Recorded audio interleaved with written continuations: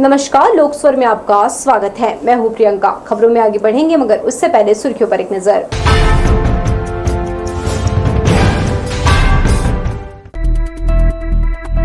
सावन के पहले दिन मंदिरों में उमड़ी श्रद्धालुओं की भीड़, भोले के जयकारों से गूंजे शिवालय।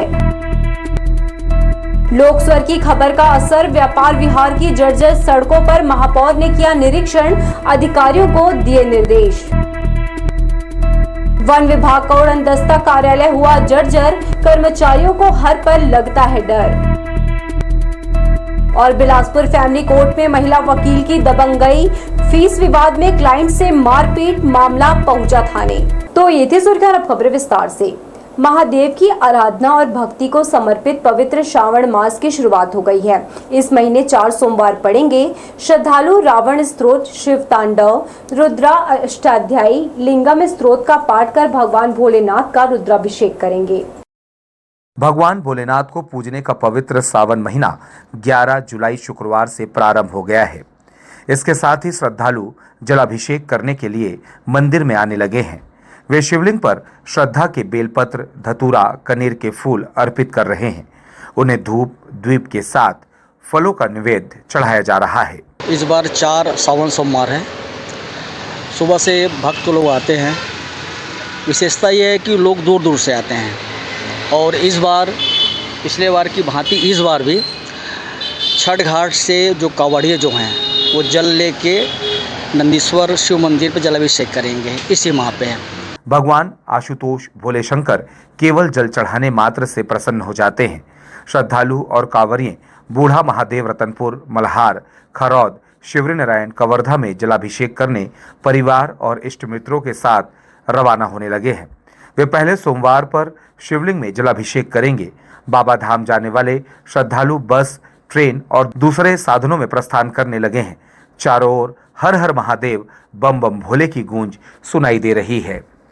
कैमरा पर्सन जयेंद्र गोले के साथ किशोर श्रीवास्तव, लोक स्वर, बिलासपुर। उसलापुर रेलवे स्टेशन को एयरपोर्ट की तर्ज पर विकसित किया जा रहा है। यात्रियों को पार्किंग वसूली की झंझट से दूर रखने हाईटेक सिस्टम पर काम किया जा रहा है। स्टेशन पर अब डिजिटल सिस्टम से पार्किंग की एंट्री और एग्जिट होगी। 7 मिनट के भीतर बाहर निकलने पर यात्रियों को किसी तरह का शुल्क भी नहीं लगेगा। बिलासपुर रेल मंडल के तहत आने वाला आदर्श रेलवे स्टेशन उसलापुर अब स्मार्ट बन रहा है। यहाँ की पार्किंग व्यवस्था को एयरपोर्ट की तर्ज पर पूरी तरह से ऑटोमेटिक किया जा रहा है। यात्रियों को अब मनमानी वसूली और ठेकेदारों के दुर्व्यवहार से छुटकारा मिलने वाला है। नई व्यवस्था के तहत पार्किंग में आने जाने वाली पूरी प्रक्रिया सीसीटीवी कैमरे की निगरानी में रहेगी। यात्रियों को गाड़ी पार्क करने के बाद 7 मिनट का ड्रॉप एंड गो टाइम मिलेगा। यानी 7 मिनट के भीतर अगर आप बाहर निकल जाते हैं तो कोई शुल्क नहीं देना होगा। पार्किंग एंट्री पर आपको एक पर्ची मिलेगी जिसमें समय दर्ज रहेगा। एग्जिट गेट पर वही समय स्कैन होगा और अगर समय सीमा पार होती है तो तय शुल्क देना होगा। भुगतान के लिए डिजिटल मोड जैसे यूपीआई कार्ड या क्यूआर कोड को प्राथमिकता दी जा रही है। मंडल के सीनियर डीसीएम ने बताया कि एयरपोर्ट की तर्ज पर इस सिस्टम को डिजाइन किया गया है। 7 मिनट तक ड्रॉप एंड गो पूरी तरह से फ्री रहेगा। उसके बाद डिजिटल सिस्टम के माध्यम से तयशुदा शुल्क ही लिया जाएगा। इससे ओवर चार्जिंग की शिकायतें कम होंगी। हाँ, ये व्यवस्था को हम लोग एक्सेस कंट्रोल बोलते हैं। तो जनमानस को देखते हुए कि काफी इस तरीके से आता है, तो इलेक्ट्रॉनिक तरीके से आपको जब एंट्री होगा तो वहां पे एक पर्ची आपको मिलेगा जिसमें कि टाइम रजिस्टर्ड रहेगा और 7 मिनट के अंदर अगर आप एग्जिट गेट से बाहर हो जाते हैं तो आपको फ्री ऑफ कॉस्ट आप पब्लिक को छोड़ सकते हैं, ले जा सकते हैं पैसेंजर को। लेकिन अगर 7 मिनट के उपरांत होता है तो आपको नॉर्मल पार्किंग चार्जेस जो है वो देना पड़ेगा। उसलापुर स्टेशन में पहले यात्रियों से मनमाने तरीके से शुल्क वसूला जाता था और इसी को लेकर कई बार शिकायतें भी आई थी। अब तक 3 ठेकेदारों को नियम तोड़ने पर टर्मिनेट भी किया जा चुका है। लेकिन अब सब कुछ ऑनलाइन सिस्टम के अधीन और रिकॉर्ड के आधार पर काम होगा। दरअसल उसलापुर स्टेशन से अब संपर्क क्रांति, जम्मू तवी उधमपुर एक्सप्रेस, जम्मू तवी उधमपुर एक्सप्रेस, अमरकंटक और सारनाथ जैसी प्रमुख ट्रेनें भी चलने लगेंगी, जिससे यात्री भार काफी बढ़ गया है। ऐसे में यह नया पार्किंग सिस्टम यात्रियों के लिए राहत और सुविधा देने वाला होगा। लोकस्वर के लिए भूपेंद्र सिंह राठौर की रिपोर्ट। घुरुआमेरी में चल रहे रेलवे अंडरब्रिज निर्माण का कार्य धीमी गति से किया जा रहा है। यह अंडरब्रिज 10 करोड़ रुपए की लागत से बनाया जा रहा है। रेलवे लाइन के पास 8-10 कॉलोनियां बन गई हैं। उन्हें ट्रेन के गुजरते समय फाटक बंद रहने से परेशानी होती है। घुरुआमेरी रेल लाइन के नीचे से आने जाने के लिए रेलवे 10 करोड़ रुपए की लागत से अंडरब्रिज बना रहा है, लेकिन उसके निर्माण की गति काफी धीमी है। इस ओर से आने जाने वाले ग्रामीण जान जोखिम में डालकर आना जाना कर रहे हैं। लगातार ट्रेनों के आवागमन के कारण राहगीरों में काफी समय तक रेलवे क्रॉसिंग में खड़े रहना पड़ता है। अब नेहरू चौक के बाद घुरुआमेरी में कई कॉलोनियां बस गई हैं, जिसके कारण इस रेलवे क्रॉसिंग पर काफी भीड़ जमा रहती है। रेलवे लाइन के ऊपर ढलाई का काम पूरा हो गया है। निर्माण की रफ्तार धीमी होने के कारण इसके पूर्ण होने में 1 वर्ष का समय लग सकता है। कैमरा पर्सन सतीश साहू के साथ किशोर श्रीवास्तव, लोकस्वर, बिलासपुर। लोकस्वर की खबर का असर हुआ है। व्यापार विहार की बदहाल सड़कों और जल जमाव की स्थिति को लेकर हमारी रिपोर्ट के बाद अब नगर निगम की नींद टूटी है। शुक्रवार की सुबह महापौर पूजा विधानी निगम अधिकारियों के साथ मौके पर पहुंची और वस्तु स्थिति का जायजा लेकर आवश्यक निर्देश दिए। बिलासपुर की सबसे बड़ी थोक मंडी व्यापार विहार की है, जहां हर दिन करोड़ों रुपए का कारोबार होता है, लेकिन हालात ऐसे कि बारिश में यहां की सड़कें लबालब भर जाती हैं। लोकस्वर ने जब व्यापार विहार की तस्वीरें दिखाई तो शुक्रवार को महापौर पूजा विधानी मौके पर पहुंची। अधिकारियों के साथ उन्होंने निरीक्षण तो किया, लेकिन उस वक्त अधिकांश दुकानें बंद थी। हाल ही में वाहन चालक 2 युवक के गड्ढे में गिरने की एक घटना से यहां की व्यवस्था की पोल खुल गई। बारिश के बाद सड़क और नाली में फर्क करना मुश्किल था। वहीं एक स्कूटी सवार महिला चलती सड़क से सीधे नाली में जा गिरी। लोगों ने किसी तरह से बाहर निकाला, मगर ये सवाल अभी भी वहीं खड़ा है, आखिर इतने बड़े मार्केट में बुनियादी सुविधाओं का ये हाल क्यों?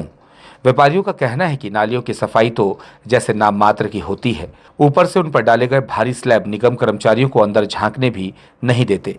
ऐसे में पानी का बहाव रुक जाता है और दुकान के सामने कीचड़ और बदबूदार पानी भर जाता है। और ये स्थिति रहती है कि रोडों के ऊपर में 1-1 फीट पानी रहता है। न किसी के दुकान पे आ जा सकते हैं, न कहीं पे कुछ कर सकते हैं। नाले की निकासी, पानी की निकासी आज तक मतलब ढंग से बनी नहीं है व्यापार विहार की। संपत्ति कर तो पूरा पटाया जाता है, उसके साथ में जो शुल्क है, कचरे का शुल्क है, वो भी पटाया जाता है, जो प्रति दुकान 8,000 रुपए के आसपास पड़ता है। लेकिन कचरा तो यहाँ कोई ज्यादा निकलता नहीं, 1 मग्गा तो कचरा निकलता है दिन भर के दुकानदारी में, और क्या निकलेगा भैया।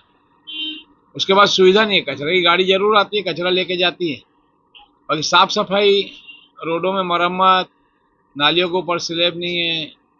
अगर नाली की कभी सफाई होती है तो स्लैब उठाया जाता है, स्लैब टूट जाता है। महापौर ने व्यापारियों की समस्याएं सुनी और जल्द समाधान का भरोसा भी दिया, लेकिन व्यापारियों की शिकायत यही है कि हर साल निरीक्षण करते हैं, वादे किए जाते हैं, लेकिन हालात वहीं के वहीं रह जाते हैं।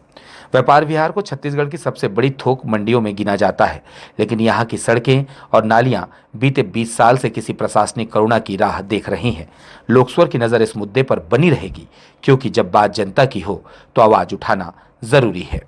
लोकस्वर के लिए भूपेंद्र सिंह राठौर की रिपोर्ट। बोदरी में बारिश के कारण जल भराव की समस्या उत्पन्न हो गई है। बस स्टैंड पर स्थित सांस्कृतिक भवन पर संचालित नगर पालिका बोदरी और शौचालय जलमग्न हो गए हैं, जिससे लोगों की परेशानी बढ़ गई है।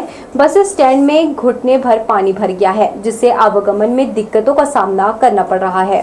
स्थानीय निवासियों ने प्रशासन से समस्या का समाधान जल्द दूर करने की मांग की है। शहर के कई इलाकों में ऐसी दीवारें बनाई गई है जहां लोग अपने पुराने कपड़े जरूरतमंदों के लिए छोड़ जाते हैं। बिलासपुर की नेकी की दीवार अब उम्मीद की दीवार बन चुकी है। लोग घर के पुराने साफ सुथरे कपड़े यहां लाकर टांग रहे हैं और जरूरतमंद इसे लेकर जा रहे हैं। इस नेक पहल में स्कूली बच्चे, बुजुर्ग और समाज सेवी भी सक्रिय रूप से जुड़ रहे हैं। कभी कभी किसी के पुराने कपड़े किसी और के लिए इज्जत का लिबास बन जाते हैं। नेकी की दीवार सिर्फ एक शुरुआत है जो समाज को इंसानियत की डोर से जोड़ रही है।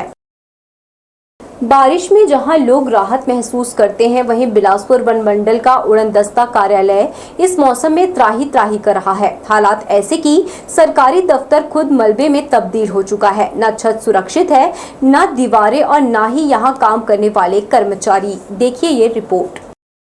यह तस्वीरें हैं बिलासपुर वन मंडल अधिकारी कार्यालय परिसर के भीतर स्थित उड़नदस्ता रेंज कार्यालय की, जहां मानसून के आते ही हालात बद से बदतर हो गए हैं। छत से लगातार पानी टपक रहा है, दीवारों में दरारें पड़ चुकी हैं और छत से सरिया तक बाहर झांक रहा है। कर्मचारी किसी तरह अपने जरूरी दस्तावेज और फाइलों को बचाने में लगे हैं। बैठने तक की जगह नहीं है, काम करने की सुविधा नहीं, यहाँ तक कि पंखे और लाइटें भी अक्सर काम करना बंद कर देती हैं। बारिश के दिनों में इस ऑफिस की छत से पानी की धार बहती है। पानी धीरे धीरे फाइलों और टेबल पर गिरता है, जिससे दस्तावेज खराब हो रहे हैं। कर्मचारी स्टैंडिंग पोजीशन यानी खड़े होकर ही काम करने को मजबूर हैं। अधिकारियों ने बताया कि बरसात में पानी पूरा ऑफिस में भर जाता है, बैठने में तकलीफ होती है, कपड़े तक भीग जाते हैं। साहब को कई बार बता चुके हैं, लेकिन अब तक कोई समाधान नहीं निकला है। हालात इतने खराब हैं कि पंखा भी जवाब दे चुका है। ऑफिस के भीतर फर्श पर इतना पानी भर जाता है कि चलना भी मुश्किल होता है। यहाँ रहकर काम करना खतरे से खाली नहीं है। हमारे उड़नदस्ता कार्यालय में तो पूरा ऊपर से नीचे तक पूरा पानी पानी है। बरसात में बहुत सीपेज की समस्या है, उसके वजह से बैठने उठने लिखा पढ़ी करने में तकलीफ होती है। और साहब को भी अवगत करा चुके हैं, नए डीओ साहब को। उसके बारे में तो बोले हैं कि देखता हूँ जो भी व्यवस्था हो जाए ऐसे करके। बाकी बहुत जर्जर हो गया है, देखिए ना, पंखा भी पूरा ये हो गया है, पूरा छड़ दिख रहा है, पूरा बैठने का जगह नहीं रहता। पानी गिरेगा तो आप ये है कि टोटली स्टैंडिंग पोजीशन में ही रहेंगे। जिस विभाग की जिम्मेदारी जंगलों की सुरक्षा की है, उसका दफ्तर जर्जर हालत में दम तोड़ रहा है। सबसे बड़ी बात, कई बार उच्च अधिकारियों को जानकारी दी जा चुकी है, लेकिन ना कोई मुआयना, ना कोई मरम्मत। सरकारी सिस्टम की ये तस्वीर चौंकाने वाली है। कर्मचारी खतरे के साए में काम करने को मजबूर है और जिम्मेदार अधिकारी आंख मूंदे बैठे हैं। अब सवाल यह है कि कब तक इस बदहाल ऑफिस में उड़नदस्ता विभाग फील्ड से ज्यादा फर्श से लड़ता रहेगा। लोकस्वर के लिए भूपेंद्र सिंह राठौर की रिपोर्ट।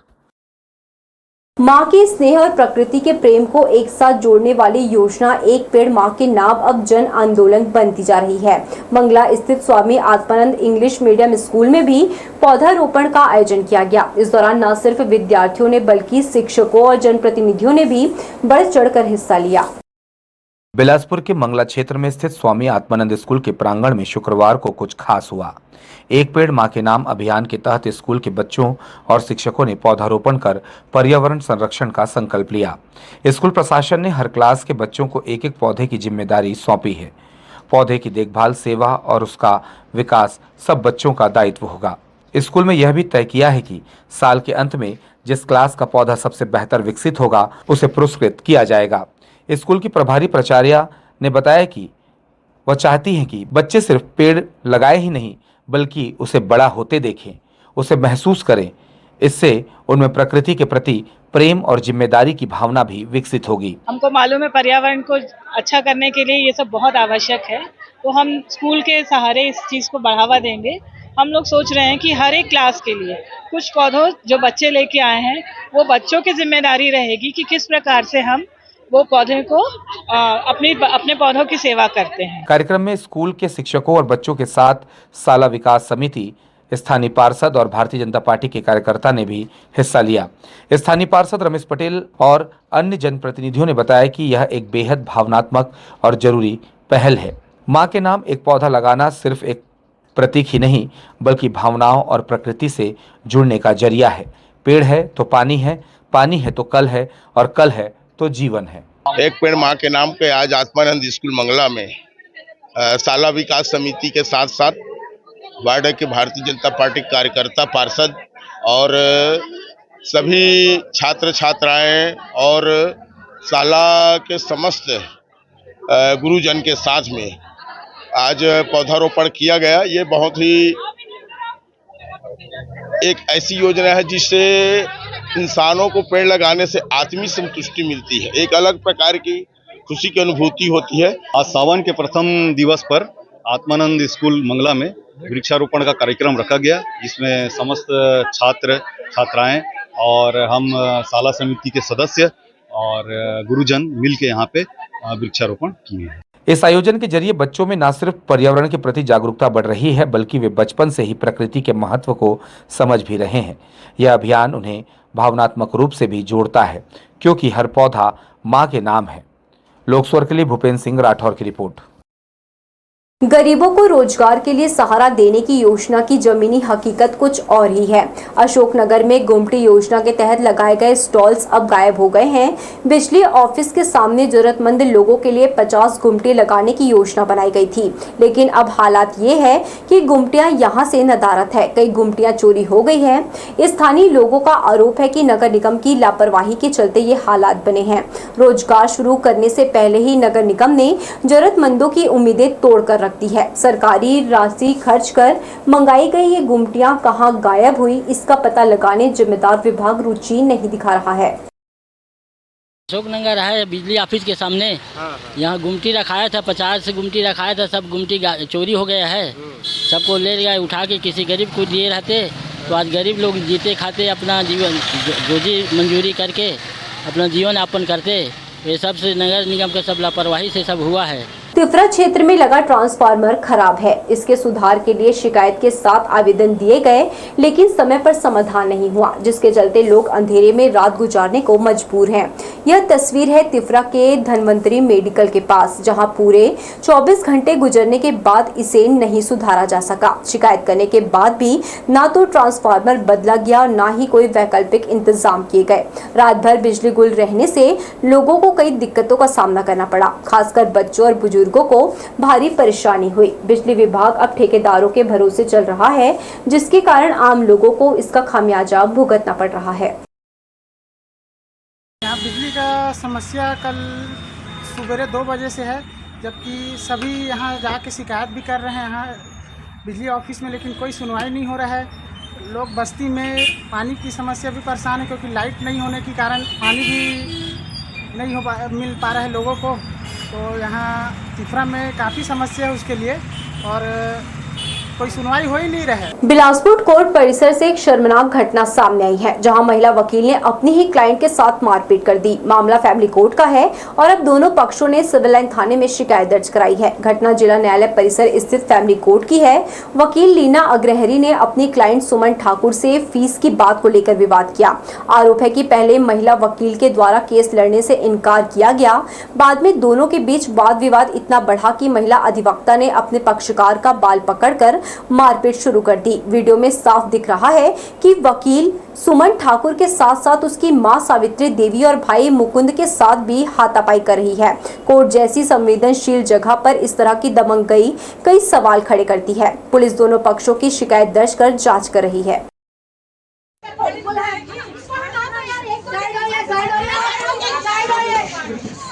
एक मिनट, ये हार्ट की पेशेंट अगर कुछ हुआ यहाँ पर न्यायालय में, अगर न्यायालय में ये हार्ट की पेशेंट अगर कुछ हुआ तो ठीक है। हाँ ठीक है, ठीक है, ठीक है। हाँ करो। हाँ हम क्या करें, महिला को हाथ से न्यायालय में ये चल सकता है, ये नहीं चल सकता। नहीं, न्यायालय में ये चल सकता है, न्यायालय में ये चल सकता है, ये भी चल सकता है, यहाँ पर ये भी चल सकता है। आप सर आप दूर कीजिए।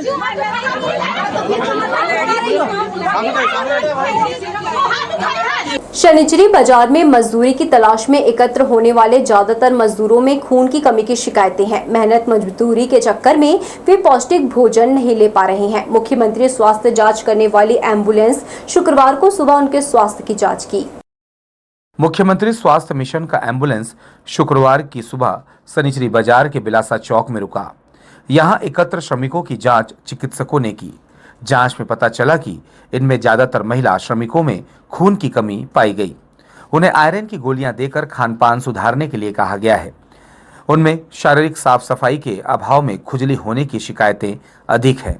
बासी खाने के कारण वे अपचन के भी शिकार हैं। ज़्यादातर लोगों में जो शिकायतें आ रही हैं वो जो है मौसम को लेकर के, कफ कोल्ड और अभी जैसे लूज मोशन को लेकर के आ रही है।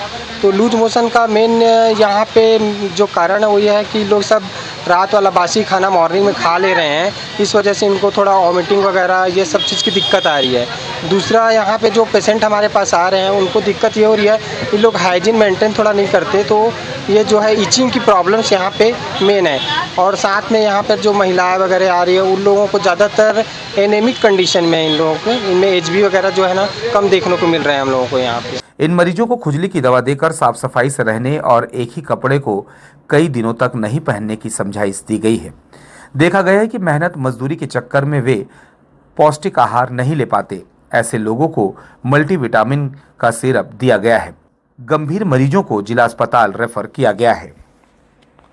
कैमरा पर्सन जयेंद्र गोले के साथ किशोर श्रीवास्तव, लोक स्वर, बिलासपुर। तिफरा में शुक्रवार को मोबाइल मेडिकल यूनिट पहुंची, जहां लगभग 70 से 80 मरीजों की जांच की गई। इनमें ज्यादातर मरीज ब्लड प्रेशर, डायबिटीज और वायरल जैसी सामान्य बीमारियों से पीड़ित थे।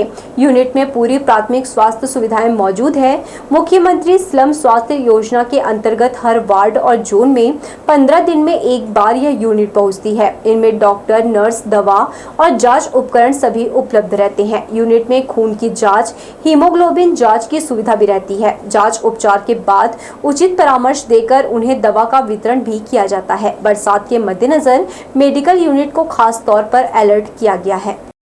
हम यहाँ MMU 8 में हैं, जो कि मुख्यमंत्री द्वारा एक योजना है, स्लम स्वास्थ्य योजना। हम यहाँ आज तिफरा में हैं और यहाँ पे हमारे लगभग हम हर 15 दिन में आते हैं, तो लगभग 70 से 80 पेशेंट हमेशा हो ही जाते हैं। हम यहाँ BP, शुगर, थायराइड, सब चीज़ों की दवाइयाँ रखते हैं। आंगन में खेलते समय एक 9 वर्षीय बालक दुर्गेश को सांप ने डस लिया, जिससे उसकी मौत हो गई। आंगन में ईंटों का ढेर था, सांप उसी ढेर में छिपा था। सिम्स पुलिस ने इस मामले में मर्ग कायम कर पोस्टमार्टम के बाद शव को परिजनों को सौंप दिया है। आंगन में खेलते समय सांप के डस लेने से 9 वर्षीय बालक दुर्गेश यादव की मौत हो गई। उसे गंभीर हालत में सिम्स अस्पताल लाया गया, जहां डॉक्टरों ने उसे मृत घोषित कर दिया। सिम्स पुलिस चौकी ने शव का पोस्टमार्टम करने के बाद उसे परिजनों को सौंप दिया है। वह नवा गांव के पास ग्राम अमूरा का रहने वाला बताया जाता है। तो दुर्गेश यादव को सांप काट दिया था, उसको लेकर हम अस्पताल आए थे। अस्पताल में पता चला है कि उनका डेथ हो गया है करके, तो अभी PM के लिए मतलब मर्चरी में रखाया गया है और बाकी बयानबाजी तो मतलब दे चुके हैं। बताते हैं कि मृतक बच्चा जहां खेल रहा था वहां ईंट का ढेर था, उसी में से निकलकर सांप ने उसे पैर को डस लिया। वह 3 बच्चों में मंझला था। उसके माता पिता कमाने खाने के लिए बाहर गए थे। वह अपने बड़े पिताजी के साथ रह रहा था। कैमरा पर्सन सतीश साहू के साथ किशोर श्रीवास्तव, लोक स्वर, बिलासपुर। जिले में अवैध शराब कारोबार के खिलाफ पुलिस की मुहिम लगातार जारी है। सरकंडा थाना पुलिस ने बड़ी कार्यवाही करते हुए फरार आरोपी शैलेंद्र उर्फ लारा निताम को गिरफ्तार किया है, जो चोरी छिपे लिंगहडी में शराब की बिक्री कर रहा था। आरोपी से 49 पाव देशी प्लेन शराब बरामद की गई है, जिसकी कीमत करीब 3,920 रुपए बताई जा रही है। आरोपी लारा लंबे समय से फरार था और इसके खिलाफ पहले भी 35 पाव देशी शराब जब्त करने का मामला दर्ज है। पुलिस ने उसे मौके से गिरफ्तार कर न्यायिक रिमांड पर भेज दिया है। धारदार हथियार लेकर लोगों को डराने धमकाने वाले फरार आरोपी को हिररी पुलिस ने गिरफ्तार किया है। बेमेतरा निवासी आरोपी संतोष साहू के खिलाफ 3 माह पहले आर्म्स एक्ट के तहत कार्यवाही की गई थी। मामले में 2 आरोपियों की पहले गिरफ्तारी की जा चुकी है। घटना भोजपुरी टोल प्लाजा के पास की है। पुलिस ने आरोपी को मुखबिर की सूचना पर उसके निवास स्थान पर दबिश देकर गिरफ्तार किया, जिसे दर्ज मामले में पेश किया गया। मुंगेली में अतिक्रमण का मामला एक बार फिर गरमाया है। नगर पालिका द्वारा कई बार निरीक्षण और नोटिस देने के बावजूद दुकानदार अपनी दुकानों के सामने सड़क पर सामान रखकर व्यवसाय कर रहे हैं। इससे न केवल यातायात प्रभावित हो रहा है, बल्कि सड़कों पर जाम की स्थिति भी बनी रहती है। बता दें कि पड़ाव चौक से पंडरिया रोड इस मार्ग पर ठेले, खुमचे और सब्जी की दुकानें लगाई जा रही है, जिससे आधी सड़क जाम हो जाती है। वहीं हम गोल बाजार की बात करें तो यहाँ भी सड़क पर सब्जी की दुकानें और ठेले खड़े किए जा रहे हैं, जिससे आने जाने वाले राहगीरों को परेशानी होती है। सड़कों पर जाम की स्थिति से लोगों को दिक्कतों का सामना करना पड़ता है।